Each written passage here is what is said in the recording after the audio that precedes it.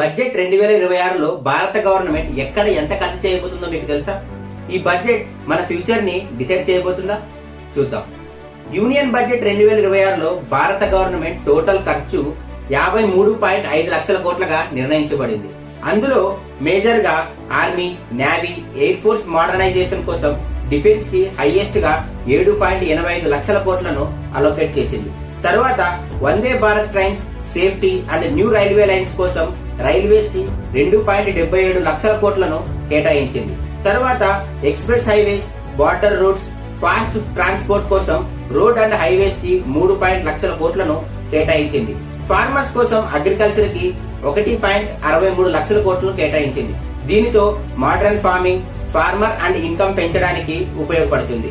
Digital learning, skills and AI education కోసం education కి 1.39 లక్షల కోట్లను కేటాయించింది.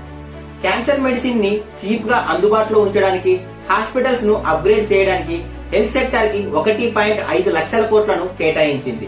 2026 బడ్జెట్ యొక్క థీమ్ ఒక్కటే, defence, infrastructure and digital India. ఈ బడ్జెట్ మీద మీ ఒపీనియన్ ని కింద కామెంట్స్ లో తెలియజేయండి. Thank you. Do follow and subscribe our channel for more such content.